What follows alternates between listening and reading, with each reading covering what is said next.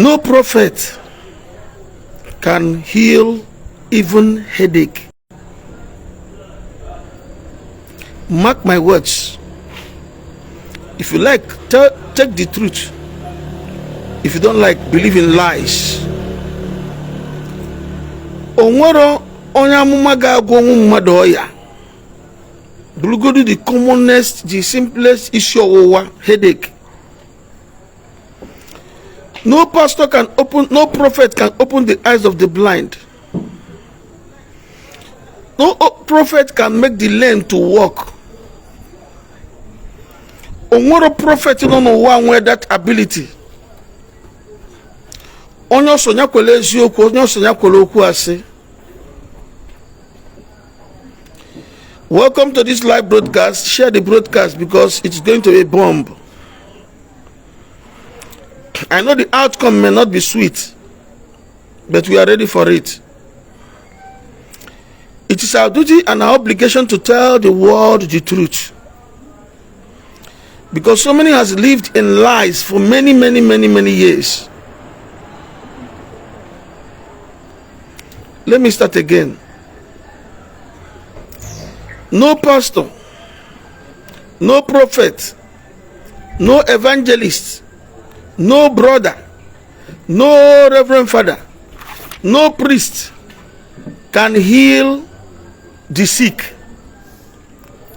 Not even the ordinary headache. Agamemepa today, Mobile is ready to listen to me. I'm going to open your eyes. Please help me share the broadcast. Makokwa na aswanya de binoge. Okwa na aswanya ade binoge. Omadu gekuya. And make an na this broadcast because we are going to say something that will open your eyes and change your mindset. Recently, evangelist Ebukobi went to for a crusade in South Africa. A reverend gentleman, an Anglican priest whom I know very well, came and testified. Ebukobi bele his blocked ears. Nti apochila pochinto Nigeria no ife pope. Obuni gara munti.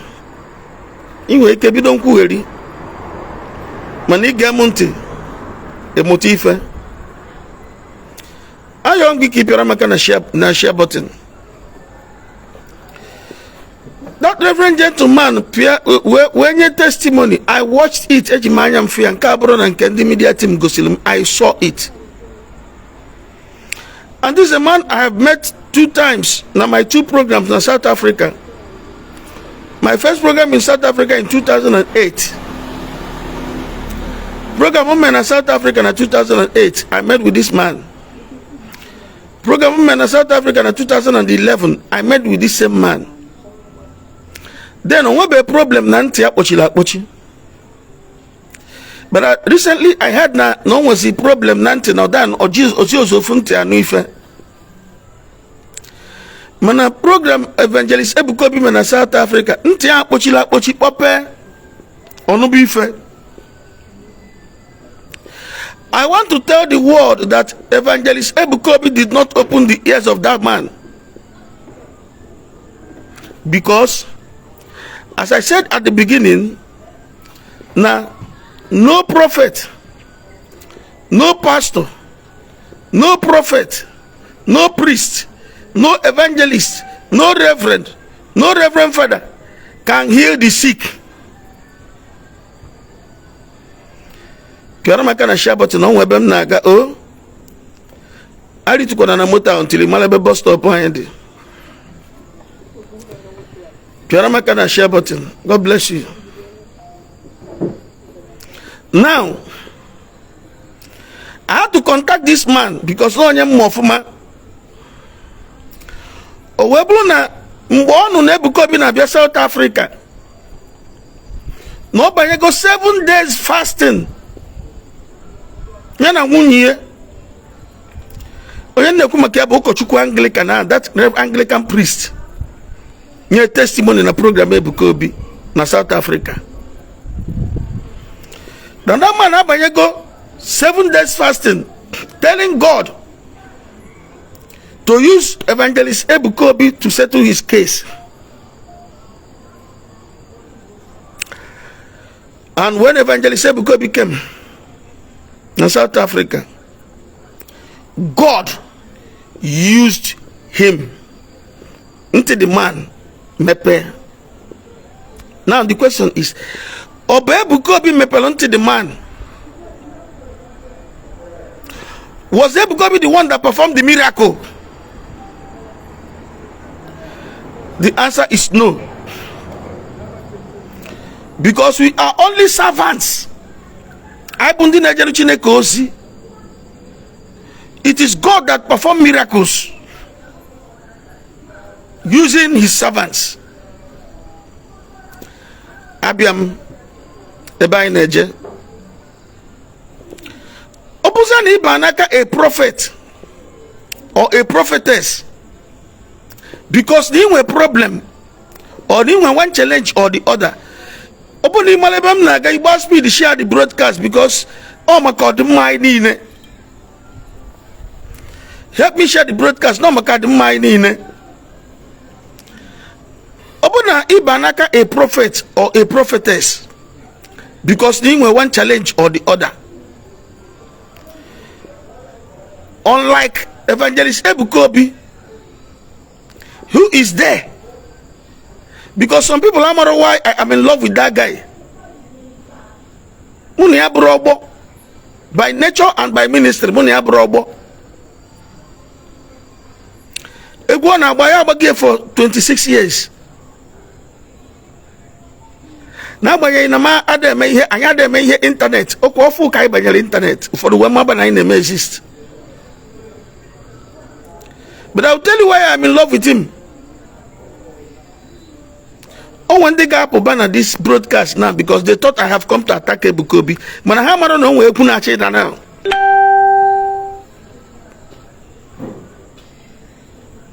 Now, why I'm in love with him is that if he must give you attention, he will give you attention free of charge.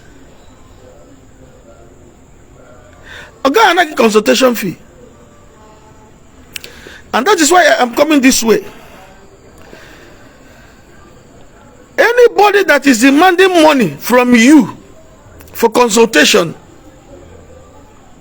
guarantee. Open on your guarantee. You work well. We could go hotel. We could go and come up on course. At the end of the day, open a I am assuring you that you will not get a refund of a guy.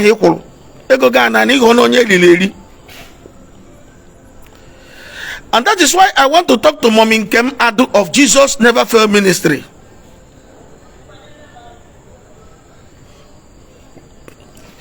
Oh, the Nekalalu na Mapuazua for Omugekuya. Isi na buogidi ogidi awala agariga nku mana isi na de buogidi ogidi anyi kwa yonu o mu gekwu ya Mommy Nkem Adu. Some people who say you are a minister ikpogi na phone ijugie. I have done the needful. Emego mi yeni nem kwesili ime. Kamuni has sort this thing out. Kai follow here in the word of God. Matthew chapter 10 verse 7 and 8. Osi Jenu gwandisi. Gwanu ngudi ngulo. Chwanu ndi muo George. Manu na anakwa na mmade ego obuna. Onye nekwudi ha Jesus onye nwe olu. Obuna onye nwe olu se ga anakwa na ego ije na be ego ifi bubo onye ori. Nwecho can see in your Mommy Nkem Adu of Jesus Never Fail Ministry Enugu.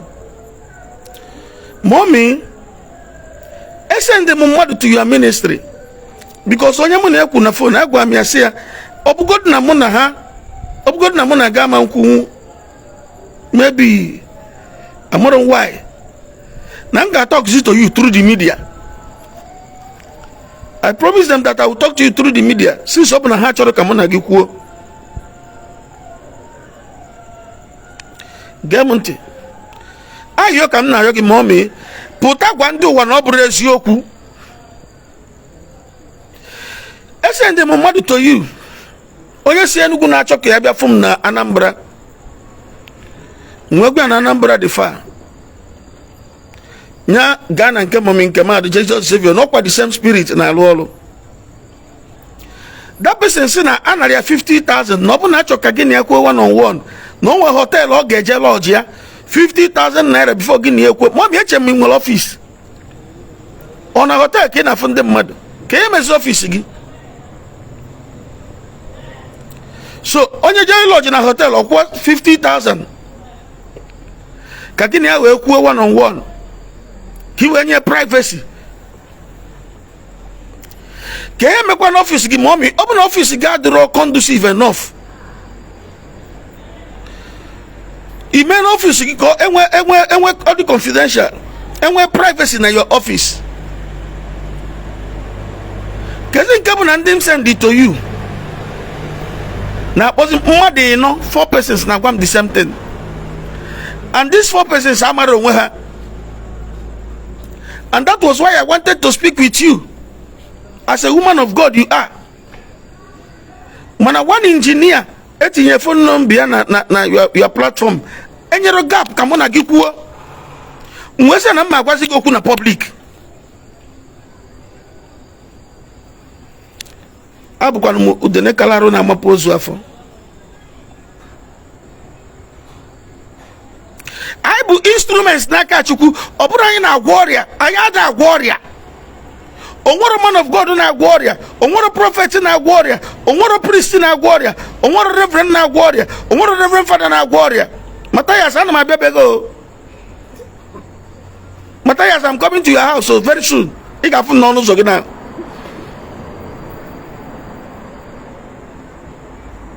now the problem is because I'm not more when they share this broadcast because we can also share the broadcast because I'm not maybe hagesibia but inge kunka nkucha nka mama kurosi oso ama na mekona the bitter truth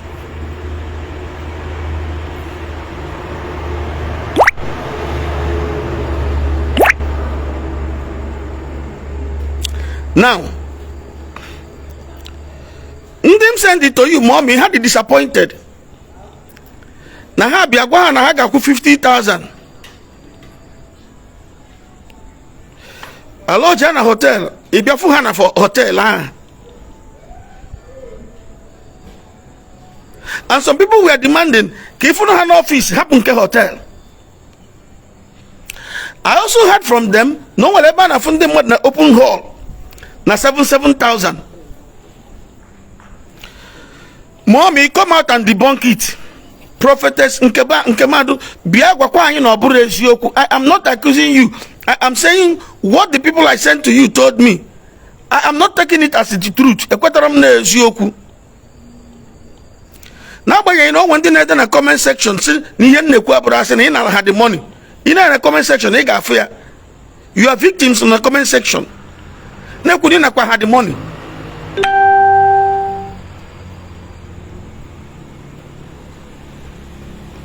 But I told me, I want you to come out and say the truth. After reading, is that Matthew chapter 10, verse 7 and 8? Ebe Jesus silani, Jenu Gwandioria, Chuanundi Mwojo, Tonundi Ekosukarabu, Napatanundi Ejeji, Muna Nakwana He Gobona, or no Bosi Haka Jesus Gualanyo, no Guaraya Nakwana He Gobona, Kesegai Nana.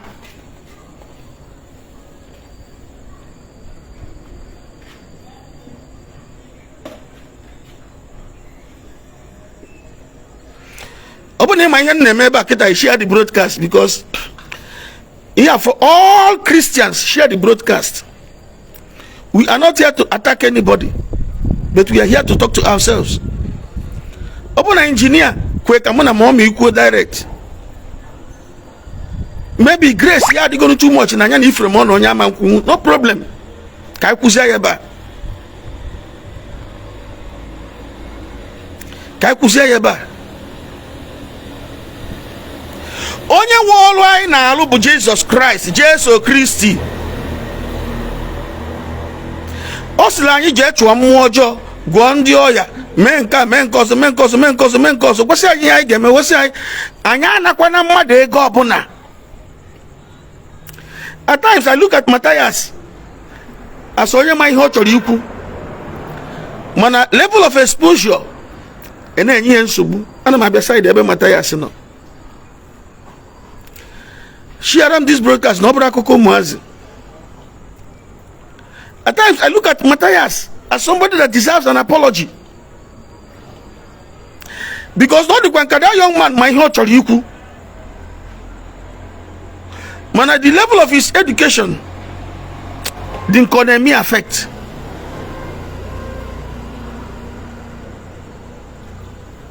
Okay. So, mommy, open up Brezioku.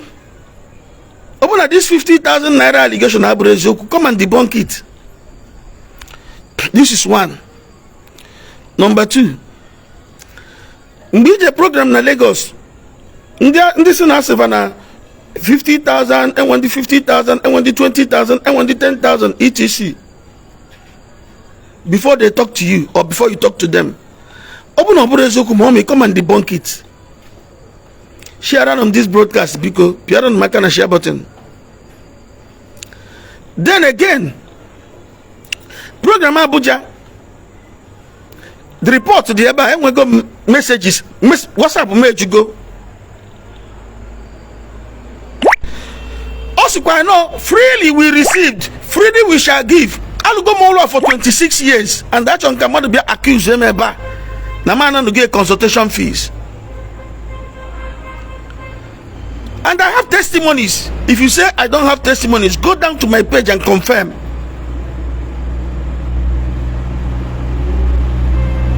This man's not there for Kenya on your lie, not there for Kenya Joliosi. That money and another money before canceling consultation. Iya karosu na mena Abuja. Iya karosu na mena money na Abuja 250, 200,000 we see abroad. Ndi so obodo ibe nwokwa mkpa. Ndi no obodo ibe nwokwa mkpa. For person Nigeria kafa contact a prophet or a prophetess. Ejidefa sefa kwala na siafa ego. Yet there is no guarantee. Na problem I had you consult to prophet again what a solution. You're not dropping my phone, my WhatsApp number. I'm not happy. Drop my WhatsApp number. Everybody drop my WhatsApp number and make it WhatsApp messages only. Write it WhatsApp messages only. And they will see you prophesying. Afusagi in a boam man on Facebook. Fasana felu gebe faneje. This person said, I paid 50,000 when my mother was sick for her to come family liberation in my father's house. After the prayers, I still lost my mother. That is a problem. There is no guarantee. There is no guarantee. Nakusugwa problem are solved. Nkena alo ma fobu. Kedukwana maka that widow. Ne nwere onye na-enye enni ago na agunwe problem. Choke ekperi ekpele. Onwe do 5,000 no gejisi ofit ofe. I say about 50,000 lodge na hotel ke we enye enni. Ke we marry cancelling.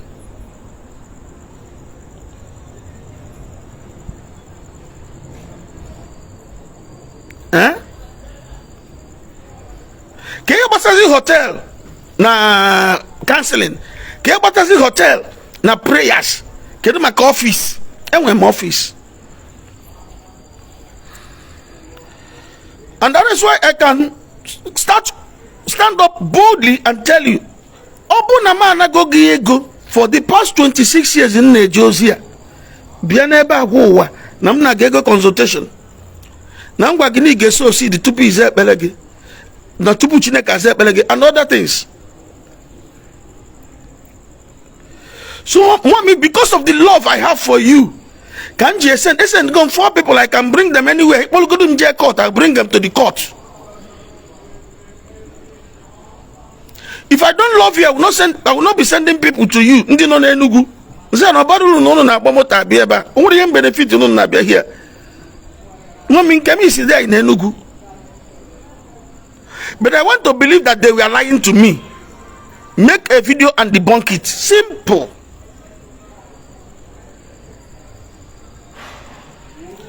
Here, because here many people who are also Christianity. I say, yeah, I want somebody to say, if Ramon onyori, because the man I go before. If I have ever collected money from you for counseling, if I ever told you to sow seed before Chineke aza ekpere gị, if I ever told you to give me your portion of land, come out here and expose me in this comment section. I know what Jesus told us. Now I come to go on the other. That's where I want to bring in Mata, brother Mata.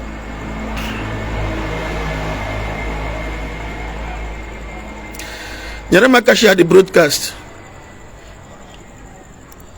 Actually, can I drop WhatsApp number non-stop. And then their WhatsApp messages only. Now, brother Matthias, anyway, Afugom reason, though I was greatly against you, manankebe eziokwu bụ na enwere eziokwu n'ihe ị na-ekwu. Brother Matthias Ezako, isi na ndị ụka na-eme arenji, o nwere onye ụka ga-asị na asị. The truth bụ na ndị ụka na-eme arenji. Brother Matthias Ezako, isi na ndị ụka na-atọ ọnụ, ndị isi ụka na-atọ ọnụ ndị na-abịa ụka to ndị eriri eri. Eziokwu, ha na-eri ndị mmadụ. Mana ma problem inwe, Brother Matthias Ezako, onye ọbụla bụ psychologist gesia ihe na-ekwu na approach gị, onye a ga-ama your problem. Onye ọbụla bụ psychologist, come on, all is not well.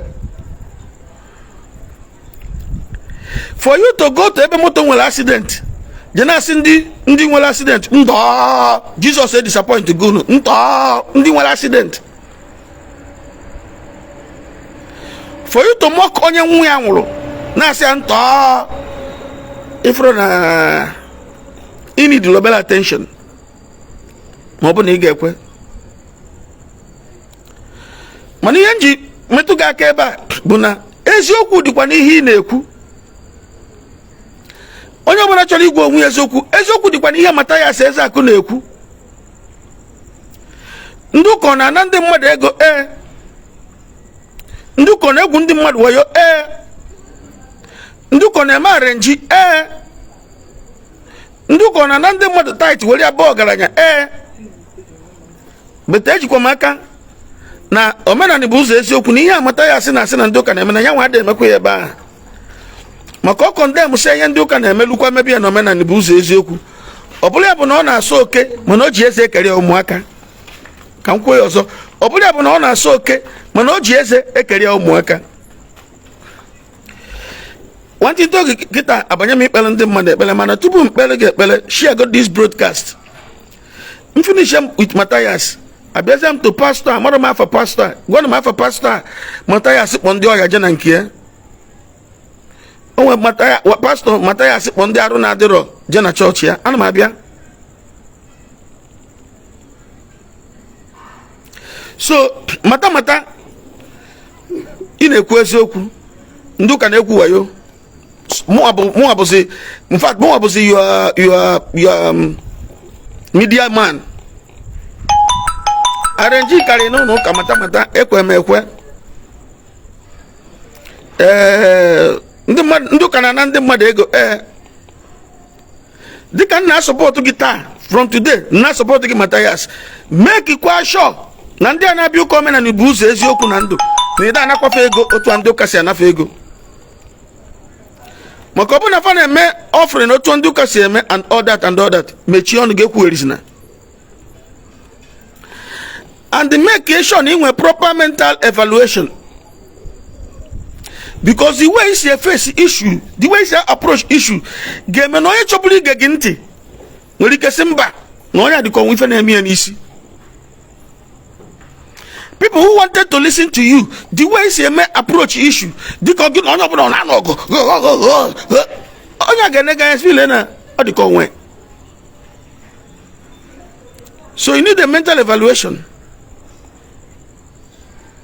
so that ihe anyị na-akụzi na-agwa ndị mmadụ ka anyị nụ ya, ka anyị solu na-ege ya, ka anyị na-eshi akwụ ya, make sure ndị mmadụ na-anụ ya na ihe na-ekwu n'eziokwu ụdị ya, ma ọ bụ na gị nwa na-emekwu the same thing. Eziokwu na ụfọdụ n'ime anyị ga-asị gị na ha so wee contribute ego Igbo love themselves, gị bịa ma akaụntụ ya, mana anyị ma na-ekwuru na nke a ịgbafuo. So ka anyị ije side a ka anyị ije side Igbo love themselves account Igbo eso m contribute ego ya because I love my people. Mana ije side a mana ọsọ eme. So let's not go that side. Ka anyị rapụrụ gị nke a, at least ilugu na enu ka isolukwa n'ife a na-eme. Then I came to Pastor, can you say Bafonya? His name is Pastor Jerry Nwachukwu. Pastor Jerry Nwachukwu, I am begging. Share the broadcast.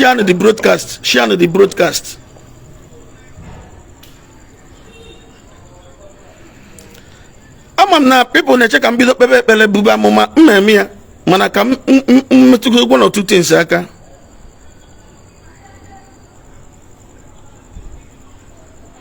Now, Pastor Jerry Nwachukwu, he like a proper pastoral training.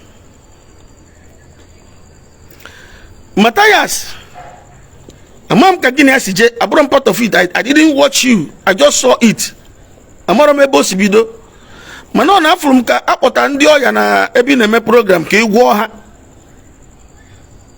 Mwejo kanjua ki Matthias Pastor Jerry Nwachukwu ina agwo ndi oya.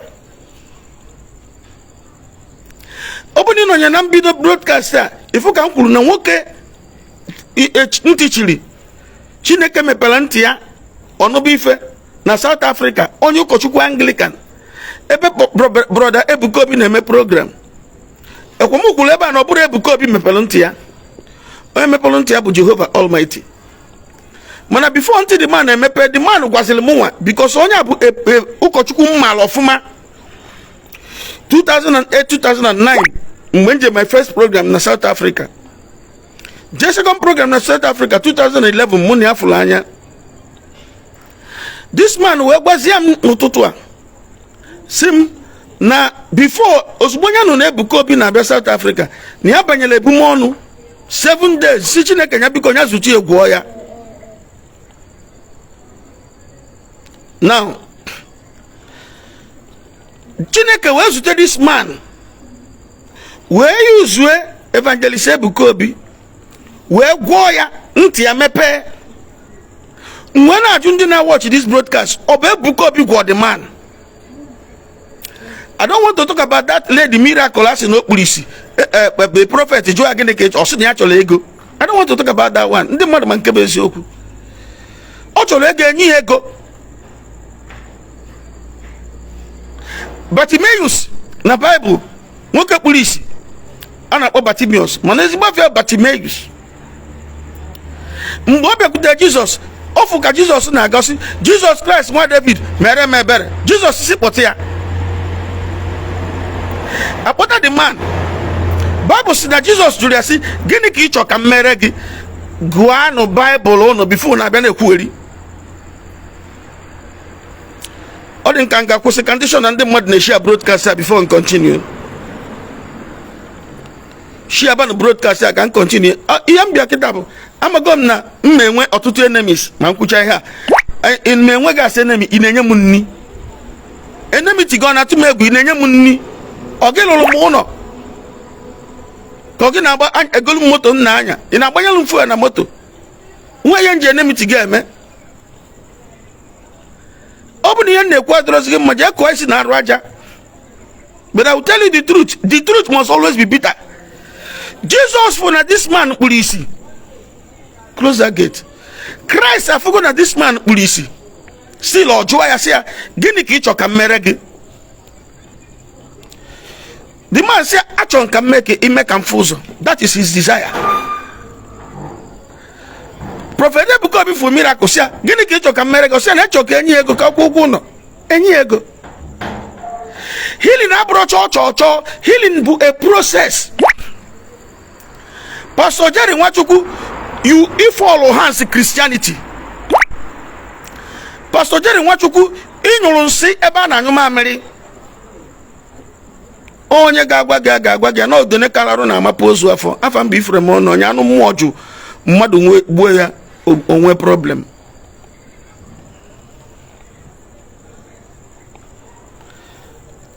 There is a hungry man who's in a psyche apụta na John Chigozie. Ago na ago ya ono bu Abakari ki ago chugidie chupu ya. O mesa mental problem jebe psyche ya amoro mboji puta. You tell me about Kitabo. Has Facebook started paying you? On where I go Facebook ga come. You know me now. Now me the share money. Now me the share money. I cannot monetize my page. I know you're a hungry man. Now put on a block ben near. But I don't want to talk to you now. Pastor Jerry Wachuku. Kangwagi hi karime. Everybody gets empty. Open a Pastor Jerry what you want proper ministerial training. Mba metaya si polondio ya abia. Osi tie ha down. O mepe oso ha bata. Ha no dani. Obido from testimonies of ndi Chineke gwoloya. Bideba build the faith in the oya because with God all things are possible. Obido testimonies in the Bible. Opatana testimonies in Keneme na ministry yanya wa manke one in fulanya. Only said those testimonies where they build their faith, encourage yeha kahakwata na their healing the possible. Mataya sigano kweba ho because obuno na bem kobia.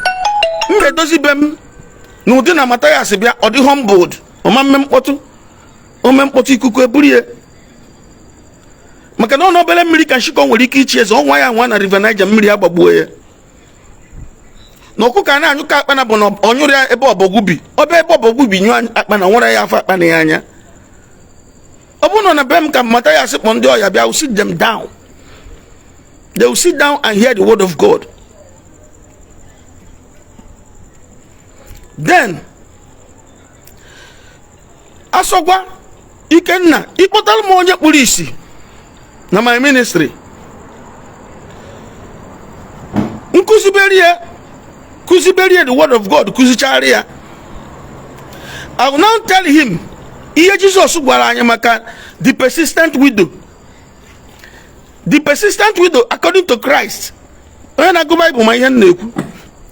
Bial that day, I solve a problem here. Onaba. Oluechi obiakwa I solve a problem here. Onaba ole nwannechi obiakwa I solve a problem ya onakwa ole the next day obiakwa I solve a problem ya onakwa obiazi ozo the lawyer obia na nke ewesi ya obeziokwu na adumatu egwu Chineke adumatu egwu mmadu mana ihe karịa na nsogbu can solve your problem. I solve a problem the woman. Open a Pastor Jerry this teaching wee bịa. Open a Pastor Jerry this teaching wee bịa. Ndị oya niile Mama Matthias Bohabia, Gabegudu Matthias for 3 months. Fucking up every day for 3 months. For more than 3, even for 6 months. He will teaching. Naga. He will get surprised. by your teachings, and some of them are spiritually, spiritual eyes. Miracle will take place. You are not the one that heals them. What a pastor na gwonya, what a prophet na gwondioya, what a priest na gwondioya. Oya na gwondioya bu Jesus Christ. Ona protect boy at Tunisi. SNDS ni na SS. Abo wadiki so boyaria ya. Ago bato ya mbada chiruche naka. Ebube Damascus. Okay gunke Isaac na dike nke Jacob. Oya na gwondioya. But you will introduce that person, that Jesus, to the people, and they will accept him, and healing will take place.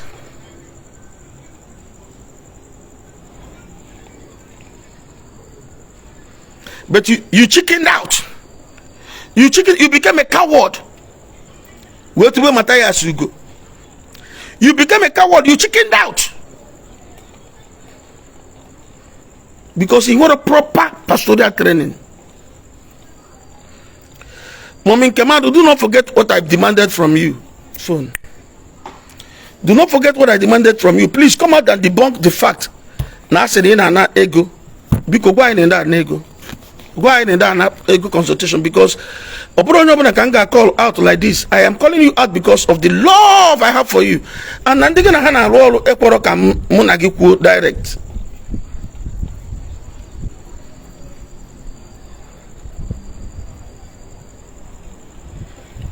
Open at that man, that reverend, Anglican priest, Aboloya, na crusade Bukobi. Open no bidono, maybe fasting and prayer. Prepare my mind there. Prepare my mind there towards the healing. Believing God and trusting God, having that faith. Iya Bukobi medebe no be as onye Chineke na use, as onye Chineke na use.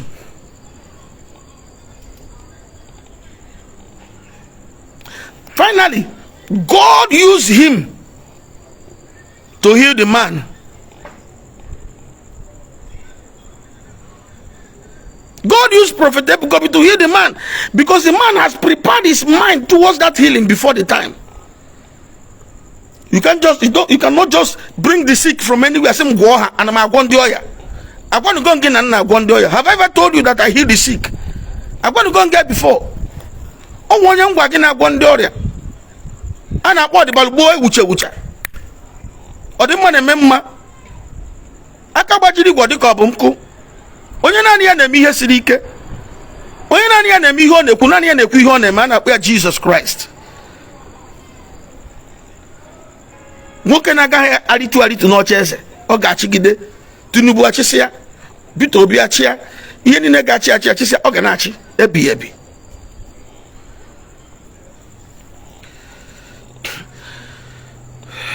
Chineke gozi onye ọbụla na ihe m na-ekwu. Abịago m ibu amụma now. Ka mbuzeli ga amụma ọnwa ọfụ na ya banyego new moon. Ama na ma pass go message. Ejigo m onye agwọrọ ọya na South Africa. Ụkọchukwu fulu n'ụlọ ife. Ụkọchukwu akpụbelu ntị ya. Ejigo m ya wenye instance. Wee kọwaa onwe m ọfụma. Wee yọ mami nke mmadụ ka ọpụta gwa anyị na ọ da anakwa mmadụ 50,000 for consultation. Na onwekwa hotel ọ na-asị ndị mmadụ jee nọdụ ka e wee fụ ha. Ka ọ gwa anyị nọ n'ọfịs ka ọ na-afụ ndị mmadụ ka anyị wee dị sure na anya nwa abụrụ charlatan. Because ọ bụ na ọ na-eme ihe ndị a ma na ọ bụ charlatan. Then ka anyị kwa Matthias Eze ka o jee mental evaluation ka anyị wee nwee ike na-ege ya ntị na ihe ahụ ọ na-akụzi bụ eziokwu. Eziokwu dị n'ife Matthias na-ekwu. Ọtụtụ ndị ụka na-ezu ndị mmadụ ori.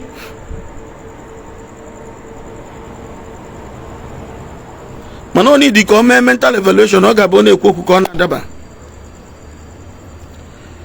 May God bless whosoever that is listening to this broadcast. Don't forget to light your candle in the middle of the night. Don't forget to drop a pinch of salt, either in the midnight or early morning. Do not forget to buy honey. Onya say I paid 10,000 naira in her office. Jesus gwakwara anyị unu anakwana mmadụ ego ọbụla momi nke m nekwa ihe ndị mmadụ na-ede ebe a momi nke mmadụ nekwa ihe ndị mmadụ na-ede ebe a ọ dịkwa against ihe Jesus gwara anyị unu anakwana ndị mmadụ ego ọbụla nya bụkwana na ihe ndị mmadụ na-ekwu ebe a bụ eziokwu momi nke mmadụ because if you don't come out to debunk it egoluzi ami egolu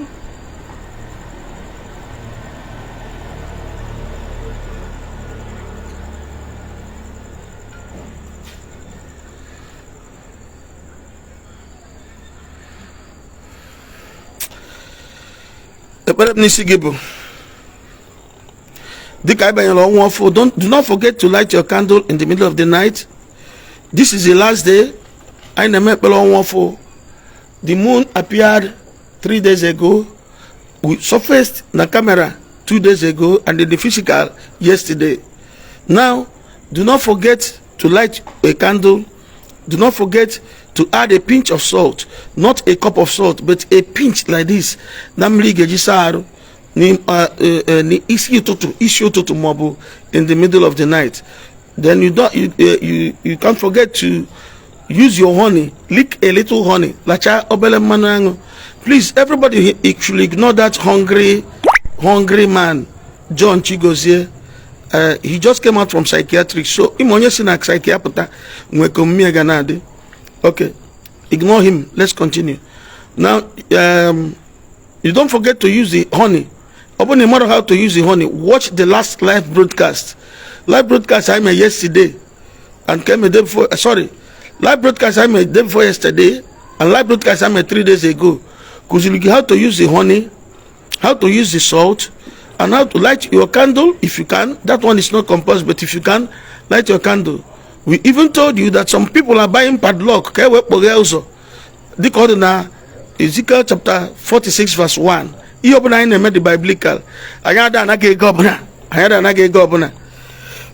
tell you how to solve your problem by yourself. Yes. It is our obligation to teach you how to solve your problem by yourself. You don't need any pastor, you don't need any prophet, you don't need any SNY, you don't need any priest, you don't need any dibia, you don't need any reverend, you don't need any reverend father. You can solve your problem by yourself. I could see here now yesterday, the day before yesterday broadcast. Can you please watch that day before yesterday broadcast and check if there are things you should know which you don't know.